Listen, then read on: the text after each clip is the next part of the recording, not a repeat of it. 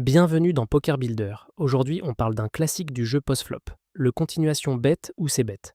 La question du jour est simple en apparence. Quand on a été l'agresseur pré-flop, est-ce qu'on doit miser au flop ou checker? Idée centrale à garder en tête tout l'épisode, le c-bet est un outil, pas une obligation. Vous n'avez pas à miser parce que c'est votre tour. Vous misez parce que ça sert à un objectif. Partie 1. Pourquoi le c-bet marche si souvent? Si le c-bet est aussi populaire, c'est parce qu'il profite d'un avantage très réel, l'initiative. Quand vous relancez pré-flop, vous racontez une histoire cohérente. J'ai une main solide. Votre adversaire, lui, a souvent une range plus large et plus passive, surtout s'il a juste payé. Résultat, sur beaucoup de flops, vous représentez naturellement les grosses mains. Et surtout, il y a une vérité mathématique très simple. Au poker, tout le monde rate souvent le flop. Même avec deux cartes correctes, vous ne touchez pas une paire ou un tirage à chaque fois. Donc une petite mise bien choisie suffit souvent à ramasser le pot immédiatement. Mais attention, si le c-bet marche, c'est parce qu'il s'appuie sur un contexte favorable. Quand le flop favorise l'adversaire, ou quand votre mise ne raconte pas une histoire crédible, l'initiative ne suffit plus. Partie 2. Quand c-bet? Les bons flops pour miser. Pour décider de miser, posez-vous deux questions. Question 1. Est-ce que ce board avantage ma range? En tant que relanceur pré-flop, vous avez souvent plus d'as, de roi, de dame et de grosses paires dans votre range. Donc les flops qui contiennent des cartes hautes et qui sont plutôt secs vous avantagent. Exemple de board favorable, A7, 2 arc-en-ciel, K8-3 avec deux couleurs maximum mais pas trop connectées, Q6, 2 secs. Sur ces flops-là, votre adversaire a souvent soit rien, soit une paire moyenne, soit un tirage faible. Votre c-bet va générer beaucoup de fold. Et même quand vous êtes payé, vous gardez souvent des options sur les streets suivantes. Question 2. Est-ce que ma mise a un bon objectif? Un c-bet peut viser plusieurs objectifs. Faire coucher mieux que rien, ramasser le pot tout de suite, protéger une main, par exemple une paire moyenne sur un board avec quelques tirages, construire le pot avec une main forte, mettre la pression sur des ranges faibles. Pour un joueur débutant, une règle très rentable est, sur board sec et favorable, privilégier un petit c-bet. Pourquoi petit? Parce que vous n'avez pas besoin de risquer gros pour gagner un petit pot quand l'adversaire a souvent raté. Un seizing autour de un tiers du pot est souvent suffisant sur les flops secs. Exemple simple, vous ouvrez au bouton la grosse blind pay. Flop, A7, 2 rainbow. Ici, un petit c-bet est excellent. Vous représentez naturellement un as. Et la grosse blind a beaucoup de mains du type 8-7, 6-7, petite paire ou des hauteurs qui ne tiennent pas la pression. Autre exemple, vous relancez, vous êtes payé, flop, K8-3 avec une seule couleur. Même logique, beaucoup de fold possibles et une mise modeste suffit.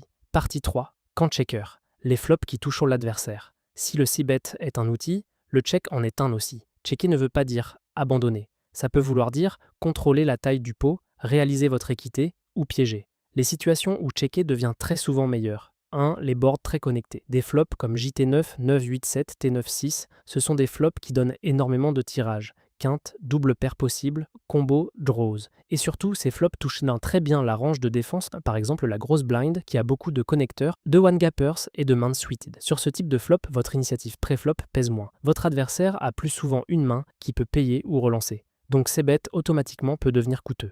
2. Les pots multi-way. Quand vous avez relancé et que vous êtes payé par deux joueurs ou plus, c-bet devient beaucoup moins automatique. Pourquoi? Parce qu'il suffit qu'un seul des adversaires ait touché pour que votre fold equity chute. Et en multi-way, les ranges qui voient pour le flop sont plus fortes en moyenne. Règle pratique. En multi-way, misez moins souvent et quand vous misez, faites-le avec une raison très claire, typiquement une bonne main ou un bon tirage. 3. Les boards bas et collants. Par exemple, 8-7-4 avec deux couleurs ou 6-5-3 connectés. Ces flops contiennent peu de cartes hautes, donc ils avantagent moins votre range de relanceurs et ils collent très bien à des mains de call pré-flop.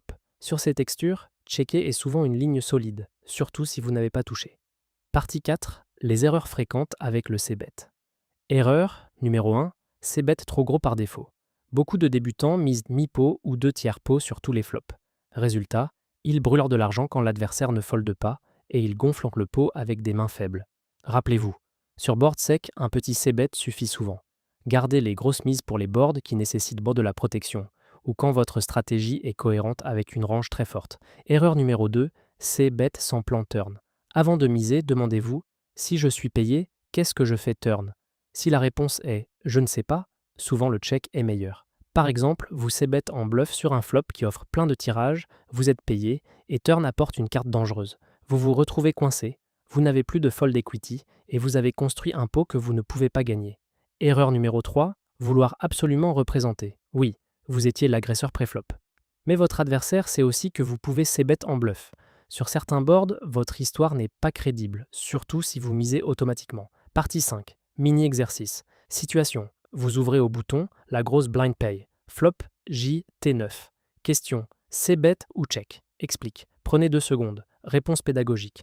Très souvent, c'est un check. Pourquoi? Parce que JT9 est un flop ultra connecté. Il touche énormément la grosse blind. Des mains comme Q8, 8-7, TX, JX, 9X, des tirages quintes par paquet, des mains suited qui ont des backdoors. Si vous c-bet en bluff ici, vous allez être payé très souvent et parfois relancé. Et comme le board change beaucoup turn, vous aurez du mal à continuer votre bluff sans vous mettre dans des spots compliqués. Checker permet de contrôler le pot quand vous avez une main moyenne. Réaliser votre équité quand vous avez raté. Garder dans la range adverse des mains faibles qui auraient fold sur un c-bet. Bien sûr, il existe des exceptions. Si vous avez une main très forte ou un gros tirage, vous pouvez miser. Mais l'idée générale est claire. Sur ce board, c-bet par défaut est une erreur. Conclusion. Retenez cette phrase. Le c-bet est un outil, pas une obligation. Misez plus souvent sur les boards hauts et secs, où votre range est avantagé et où un petit sizing suffit. Checkez plus souvent sur les boards connectés, les textures qui collent à la range adverse, et en multi-way. Si vous voulez progresser plus vite, retrouvez des fiches simples, des outils et des contenus structurés pour construire votre jeu street par street, allez faire un tour sur pokerbuilder.com. PokerBuilder, c'est une plateforme tout en un pensée pour les joueurs qui veulent comprendre, s'entraîner et prendre de meilleures décisions à la table. On se retrouve au prochain épisode.